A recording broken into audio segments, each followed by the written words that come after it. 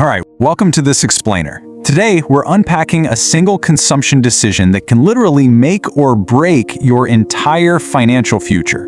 It's something pretty much all of us do, yet honestly, most of us get it wildly wrong. So we're going to use some simple math to show you exactly how your driveway is secretly battling your bank account.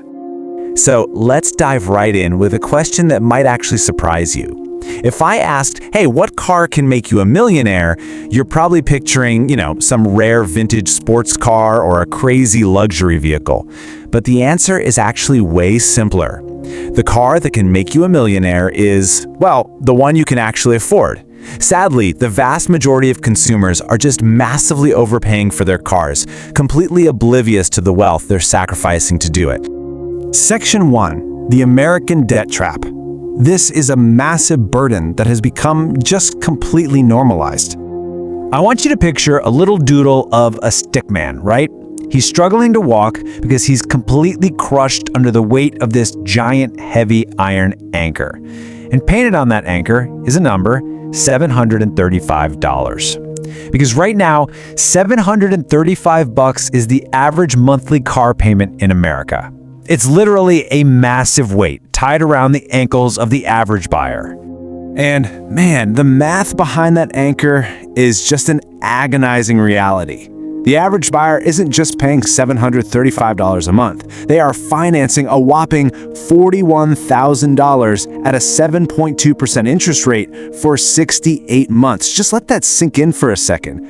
68 months. That is almost 6 excruciating years of dragging that anchor around, paying high interest on an asset that is actively dropping in value the entire time.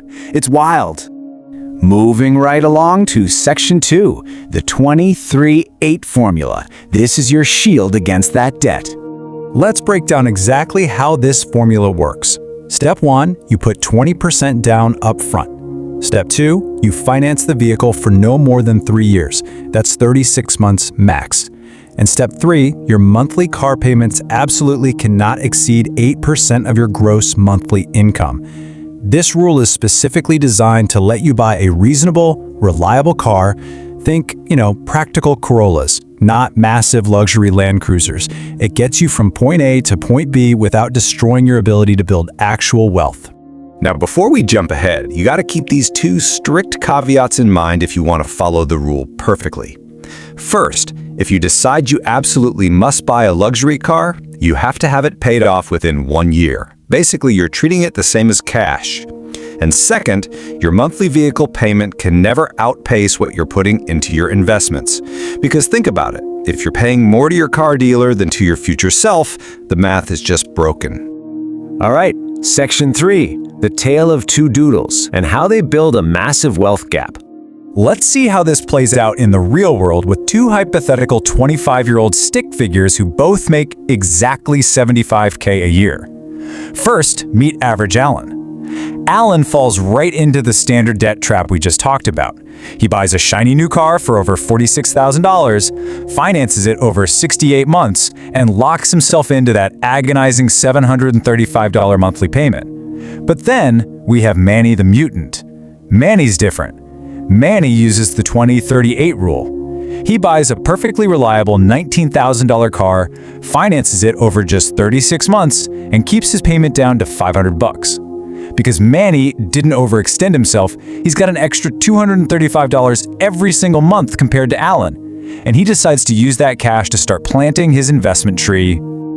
Let's actually map out this financial race chronologically. It really helps to see how opportunity cost and compound interest work in real time. We'll track our guys from month 0, check in at month 36 when Manny's loan ends, check again at month 68 when Alan's loan finally ends, and then look way down the road at the finish line, retirement. Okay, fast forward to month 36. This is our first major milestone. Assuming a 10% annualized rate of return, Manny the mutant has been diligently investing that extra $235 every month. So at this point, Manny has a completely paid off car and a growing investment portfolio worth $9,900. Meanwhile, Average Alan, he's only about halfway through paying off his car loan. And here's where the magic really starts to happen. Because Manny's car is totally paid for after 3 years, he no longer has that $500 car payment. So what does he do? He takes that $500, adds it to his original $235, meaning he can take the equivalent of Alan's entire $735 monthly payment and just shovel it directly into his investments from month 37 all the way to month 68. Fast forward again to month 68. By the time average Alan finally finishes paying off his heavy, depreciating car, he has 0 extra investments. Just a 5.5-year-old car. But Manny's little investment sapling has grown into a $37,000 money tree. Literally, just by making a smarter car purchase, Manny generated $37,000 in wealth over the exact same time period. No extra income, just better choices. Now remember earlier when we said this could make you a millionaire? Let's look at the ultimate finish line, retirement.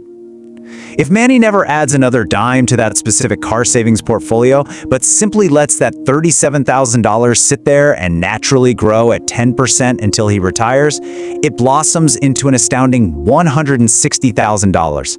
And when you factor in all the other financial decisions Manny makes throughout his life using this exact same logic, it absolutely proves that reaching millionaire status truly stems from these single, smart, restrained consumption decisions.